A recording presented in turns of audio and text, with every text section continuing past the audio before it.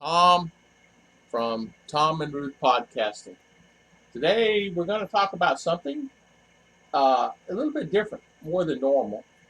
I haven't talked about this in a while, and of course, people are inquiring about it since the Philippines is open, more so in the last week or so, month. And what I mean, you don't have to wear masks now when you come to the Philippines. You're not in a situation where you have to have your. Sometimes they may ask for your vaccine card going into the mall, but it's very rare now. It will happen. But we're going to talk about a few things. Adjusting in the Philippines, a few tips I want to talk about today.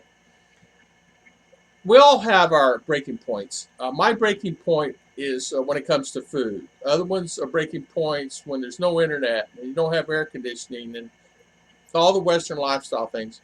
And I mentioned this in my last podcast. You almost have to be like a cowboy. You have to have that cowboy mentality to be able to live here in the Philippines. Be able to sleep under the stars, and if it starts raining in the middle of the night, you figure out a way to take care of your horse and take care of yourself and try to keep the fire going at the same time. That is the Philippines. You never know what's going to hit you at any given time. Things can be great and rosy one day, and something happens next. Where in the U.S., we just kind of just go with the flow and do whatever we want to do when we want to do it, and everything seems to be fine. Uh, 80-90% of the time. Of course, we have our bad days. Maybe the light is broke down at the street. Maybe we don't have the food in our fridge that we had that yesterday, and it's empty, and you got to go to the store. We sometimes get caught up in things there in the United States that we get emotionally attached to a certain way of things, and what causes the stress upon us is change. Well, guess what? You're going to have change here every second, every day. For an example, this morning I got up at 5:30 this morning. We had our message and prayed to thy heavenly Father, thy God in heaven, and then power went out. Okay, no big deal. We got solar. So, okay, we want to do something else. Then as we go in this morning, internet went out. Okay, I have backup plan on that. I have backup power and I have backup. But the internet did not work because the backup power, he was out in town because the batteries, the solar batteries that he had on his system were low and apparently had been on and off in town that I was not aware of. You cannot take, number one on my list, you cannot take things seriously here. If you take things seriously here, it will drive you bonkers. You will be going crazy. For an example, like I said, electricity, safety may be an issue also. It'll make you go bonkers too. Used to, no worries. You never had to worry too much about safety. You still don't have to worry, but you do have to worry. Many of the vloggers have been uh, had incidents in their situation as they're walking along the streets, holding the camera up in the air and things like that. And incidents of other things. You just have to be aware of things and be aware of your environment. Food may be an issue if you're wanting Western lifestyle. You're not going to be able to find that here. It may be a problem. Of course, news is going to stress you out here like it does anywhere else in the world. Horns, the noise, the karaoke, all hours of the day and night, it will drive you crazy here. I mean, the horns itself will just drive you bonkers. I mean, why is the guy revving up in the motor at 1 o'clock in the morning leaving? I mean, every neighbor in the world's got to be upset because this guy's banging on his horn, honking his horn because he was intoxicated and drinking across the street. And it's not just here, it's everywhere. I don't care. Wherever you're at, it's going to happen for you. Adjustment.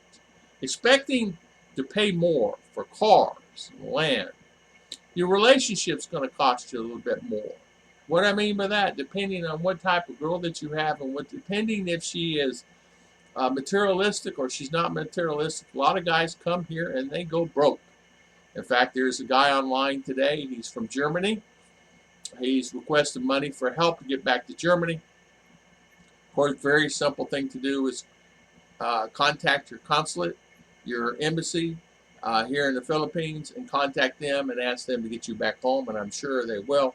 A lot of people say that If you're down and out, American Embassy will help you. I had a friend of mine that needed help and needed to get back to the States. Everybody says, oh, they don't help. Yeah, they help. In fact, I put in contact and I helped the guy, and they basically paid his way back to the States. He has to pay them back. The son ended up paying them back when they arrived in the States and wrote them a check through credit card for the amount of money that they incurred. Because not only did they take care of him, they put him up in a hotel. They got him cleaned up. They got the medical care, got him a doctor that he needed. Everything was needed for him. The American Embassy took care of that. So they do help. Expect, like I said, to pay more for land than you ever paid. Land has gone up considerably. They want 80,000 US dollars for a lot that's 40 meter by 40 meter here. They want a little over $300,000 for this lot up here. It's a small rice field. Things have gone up where I live. People say, well, I can still buy a lot for $2,000. Well, you can. You can. You can still buy a lot for $2,000, but it is 25 feet by 50 feet, yeah, for $2,000. Where you can buy land throughout the U.S., even still to this day. I looked at a piece of property in the United States, acre, 2 acres, 5 acres, $4,000 or $5,000, depending what you, and it's high and dry and does have water and electric. The key also, finding a place you want to live. To keep stress out of your life, find a place you want to live. Find somewhere that is really fulfilling to you. And like, if you like beach, go to the beach. If you say you're afraid of the storms, well, figure that out. Build your house a stormproof. They can make them. They make them. In fact, this house is Cat 4 rated. So right here is a prime example. This was Cat 4 rated. So you can easily live on the beach if you want to. If you don't want to, if you want to live on an inland, you want to live on top of a mountain, you like cooler temperatures, find it. That is the key. Because if you're not going to be happy where you're living, man, your life's going to be miserable. Look at investing time into things that you like to do. Like, for an example, if you like to fish, go fishing. If you like to swim, go swimming. If you like to play golf, find a place that has golf. They say there's places that play golf here. They say there's golf courses here. I don't know of any personally, but that's not something that I'm into, so I would not know. There are gun ranges. Maybe you like going to gun ranges. Maybe you like shooting a gun. There are gun ranges here. But as you know, being a foreigner, you're not allowed to even hold a gun. Now, whether you can shoot one, I'm not sure about that. I'm sure someone can tell me about that later on. But there are many things that you could do. You have to think about this. Now, this is what I want to plan out everything you want to do. Plan out your life. What I mean by this, imagine you're on an island. The only thing is here is coconuts and trees. There's nothing else. Imagine coconuts on the trees. Imagine you here, land on the beach, and there's nothing else to do. What are you going to do to keep yourself occupied? There's no internet and there's no power. What are you going to do? Are you going to go stir crazy? Are you going to go cuckoo? Do you need the mall to keep you busy? Well, you need to go find a place that has a mall that has power, that when it does go out, you can go there. Because not everything's going to be constant here all the time. It's not like you're living in the States where it's going to be constant. Sometimes you need to really think and plan out where you're going to live, the foods you're going to eat, how you're going to get it, and what is available. Not just that it's available today does not mean it's going to be available tomorrow. Something that people don't really realize, that investing time into something you like to do is the most important thing here in the Philippines. So that's going to keep you the healthiest. It's going to keep you happy and healthy and all okay. People don't realize that that is very important. For an example, if you like walking and traveling around the islands, think about doing that. But then again, you're going to get upset. You're going to get flustered about traveling. I don't care who you are. I don't care how many people travel throughout the world. Traveling is a nightmare. I have a friend. His name is Tom. His wife is Jean. They travel throughout the world. They said that they've been all over Afghanistan, Africa, all over Asia, everywhere they've been, but the Philippines got them every time. They said, why is it there is not a schedule on anything? They slept at the bus station in one area, I forget where they said, for 3 days before they could get where they needed to go. And I have slept at the bus station myself, because not everything is constant. You have to be able to sit in a chair and go to sleep and sleep at night and wake up happy, because if you're unhappy, your day is going to be ruined from that day forward. Think about this. This is something people don't think about too, is money. Money. Money is something that people take for granted, that, okay, I'm always going to have money. There's always going to be money there. I'm not going to not go out without money, but I'm going to always have money, right? Well, you know what? Not everything is going to be constant with money. And it's something that you don't think about, but having enough money is something that you need to have here, so you can actually function and take care of your wife. If you died tomorrow, where would your wife be? Would she have enough money to survive, or are you just going to just let her hang? How much money do you have? You have enough money to take care of her? How much you have? You have 100 grand? You don't have her 100 grand, that's not going to take care of her. 100 grand won't touch it. Say how long you want her to live here. You want her to live free and clear, 100 grand? Okay. So you have 100 grand in the bank, and it's free and clear, and there's no debt. And everything you have is paid for. And say you're paying a small rent and you bought a car, whatever. But you have 100 grand cash in the bank. How long will that 100 grand last her? Well, common sense will tell you that anywhere it's going to cost her $400, $500, $600 a month, right? It's just be nice to say $700 a month. And to say there's no kids, they're not going to college, not going to have any kind of medical problems, and say she's perfect health. And she's going to be perfect health for the next, say, 15 years. How long will that money last? Well, 600 times 12, what is that? That's $7,200. So 7 grand a year. 7 grand a year times 7 grand a year times 12. So she's got 12 years, 10 years, 8 years, 7 years, or wait just a minute, does she have 5 years? Because you know what? Sometimes something may happen. She's going to need 20, 30, 40,000 peso that's going to sling into that money. And sometimes once or twice a year, she's going to have to dip in it because something happened to the kids and they go to the doctor. Or aunt and uncle, grandpa, grandfather, and or her brother or her sister or her mama is in critical care.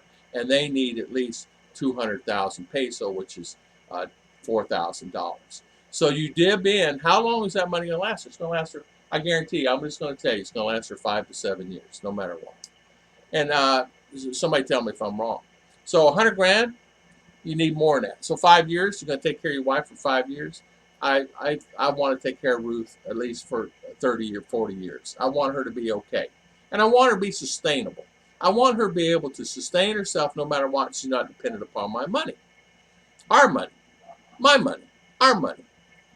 Because here's the thing. If she's dependent upon that money to survive, and she has, say, no other qualifications to do anything. Now, Ruth can do anything. She's raising turkeys for money. She bakes cakes for money. She has income coming in on money on those things. And when she gets to the States, she'll have income because of salaries and jobs and everything else. So that gives her an opportunity to do that. Look at your future. Think about your partner. Think about that. So if you place yourself on an island and you say you're going to eat food, okay, I can eat the fish. No worries. I can eat pork. There's pig. I can get a pig. There's fish. There's no cows. I can live without the beef. I can live on crab legs. I can live on lobster. I can live on all those things. I can live forever on those, and that's fine. But what if a storm comes in? You need electricity or you need things. See, that's the thing that you really have to think about. People come in here have to start all over, unless you already have a wife that has things. If your wife has a house, a car, things like that. So you're going to have to start all over again. You come here, and so you get an apartment. Then you say, okay, I'll buy a car. And then I'm going to spend 1,000 peso on a couple $1,000 on a motorcycle. Okay. Then I'm going to buy this, and I'm going to buy that. And so say you spend, say, 7 grand, because I got to get married too. 1,000 here, 1,000 there, and it goes. It adds up really fast. Because I actually spent, I think the first year $8,000 easy, because I had to have a place to live. The first last security deposit. Okay, so that's just going to say let's just say $1,000 first last security deposit, or $500. I'm so sorry, $500. We had to have a kitchen table and chairs. That's $400 or $500. Then we had a bed, but then we had to get other things, pots and pans. She had some pots and pans, but we had to get more than that. A couple plates and pots and pans and things like that Ruth had was great and fantastic, but we had to get more. We needed more because I needed a better rice cooker than one she had. I needed other things. So you end up spending $1,000 on just stuff. And then, because I'm here and I need more, she didn't have a fridge, so I had to buy a fridge. She didn't have a TV, so I bought a TV.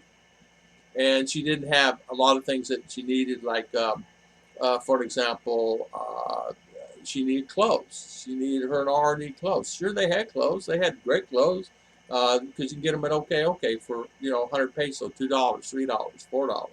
She had great clothes, but I want her to have nice new clothes. I want her to have a little bit more when she had new shoes. I want her to have a couple purses. So you have to really think about that when you're starting all over here and you sell everything there. I suggest you keep a few items in the States, and I suggest you keep not only a few items and maybe some type of fallback as far as living and how you're going to live there, and what you if you have something that happens to you, you can go and get out of here. Plan a exit plan. Everybody needs an exit plan because I say this all the time is you need an exit plan no matter what. People that are coming here, and I'm finding this out, or have the cowboy mentality. The cowboy mentality is what is the people that are coming here, either that or they're a little off. Okay, I'm just going to say that mentally. There's quite a few people here that walk around the streets that are a little off, and what I mean by they talking to themselves, they're off in the corner, and their poor wives are hanging on them with, uh, you know, and I see that, and it's really hard for me. And of course, they're coming here because they want a better life, and or they can't live in the States, and or the money's not enough living in the States, and there's many things like that. It's sad, but I know that there are guys that come here and they have no plan, they have no escape plan, they have nothing. They just come here, they got a couple grand in the bank, and they come, and then they're struggling 6 months down the road or a year down the road, and find themselves they can't have enough money for a plane ticket back home. And not only that, then you have a wife and maybe a child. And then what are you going to do then? And they're struggling. And what I mean by struggling, you're not going to struggle on $1,000 a month, but you're going to struggle finding a plane ticket back home if something happens to your family. You need someone. Excuse me. In the time of need, excuse me. In the time of need, you're going to need some help somewhere along the lines because not everybody's going to stay healthy all the time, including myself, and I always worry about that. And I worry about the doctors and the hospitals and the care, and I worry about all this stuff. I'm sort of a worrier anyway, but I worry a little bit more about living here, and I'm getting that old.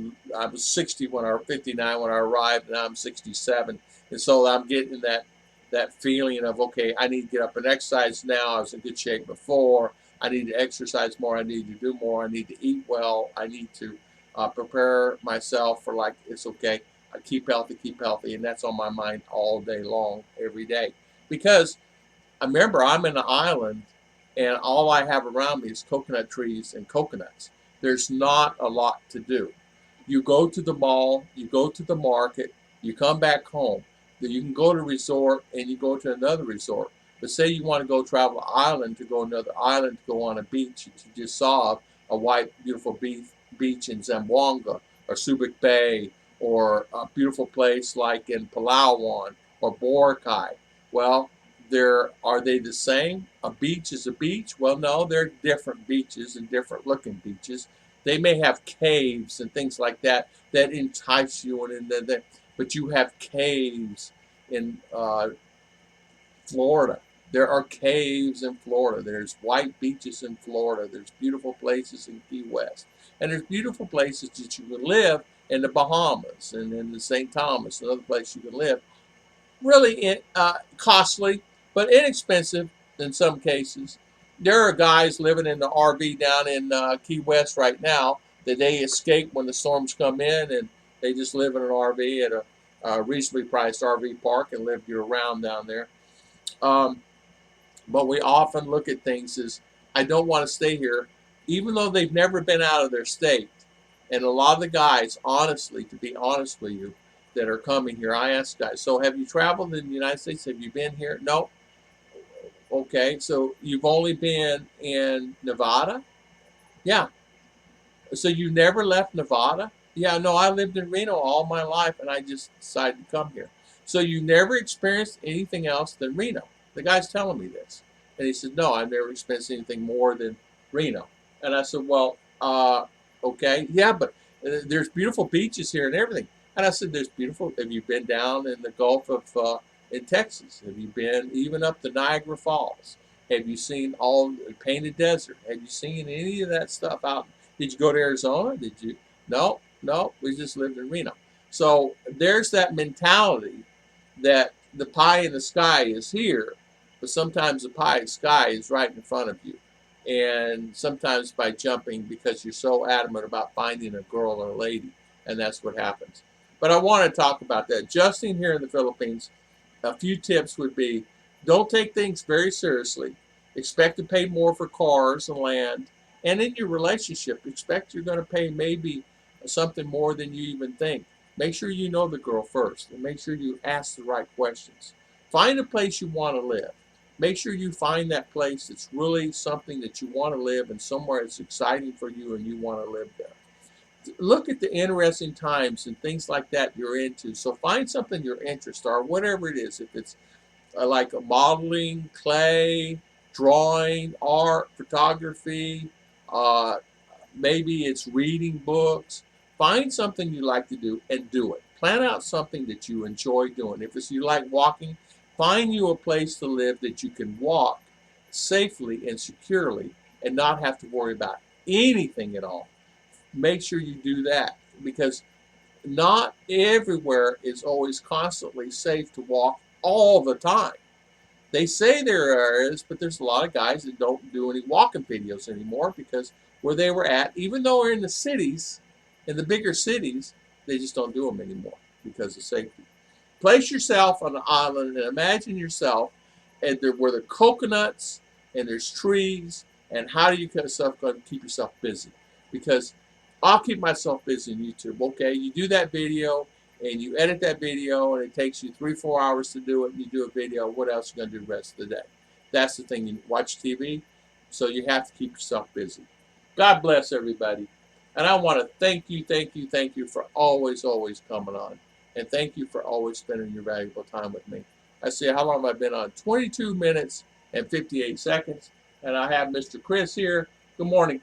Good afternoon, Chris. Good evening. Evening. You're right. It's evening. So good evening, Chris. Yeah, I spur of the moment. I tried to do them on Mondays, Chris, but I had a problem with my internet and I couldn't get on data. I couldn't get on anything on Monday. And you talk about frustrating. I was frustrated. And I got to the point to where I said to myself, I can't believe that I can't get on the internet no matter what I do. And I have plan A, I have plan B, and I have plan C. I have this internet company. I have Globe, I have PLDT, and I have Converge internet companies. And I have a called Gomo on my phone. It's data. It gives me 30 gig. I use it up whenever I use it. It works everywhere I go. It works in the mountains. It works everywhere. All four of those were down. And I could not get on anything and do anything. In fact, at that same time, the electric was off. And then somebody cut the line of water in town. So I had no electric, no water, and no internet. And luckily, I had fans through my solar. I could turn on the fans and cool myself off upstairs because it was so hot. It was sickening hot. The humidity was so high, and it finally rained about. I think it rained. I think we measured it 22 inches that day, really quick. And I mean, it rained 22 inches of rain, and like it was probably 30 minutes. It was. I've never seen a storm like that come through, but it come through and it actually caught us, and of course things cooled off, and then right after the storm came, then they were able to get everything back up. But sometimes, no fault to their own, a tree falls down on the line, and no fault to their own. some goofball is digging up his driveway and he cuts the water line. And that happens. And not only that, if the tree falls on the electric pole, the internet's going to go because it's fiber optic now, and they don't bury them in the ground here. And I'm kind of glad they don't, because they're always digging up the roads and always digging up the streets, and they put them on the poles here. Well, some of the poles are trees, and they use a tree as a pole here. They don't necessarily put a pole up, they use a tree. And if the tree is 100 years old, and they still use that tree. And even though it's dying and it's falling down the ground, they'll stick a bamboo pole up to hold it up. Power all. They figure it out, and that's what I like about Filipino. They're really, really intelligent and smart, and so I like that. So thank y'all, and I'll see you guys next time on Tom and Ruth podcast.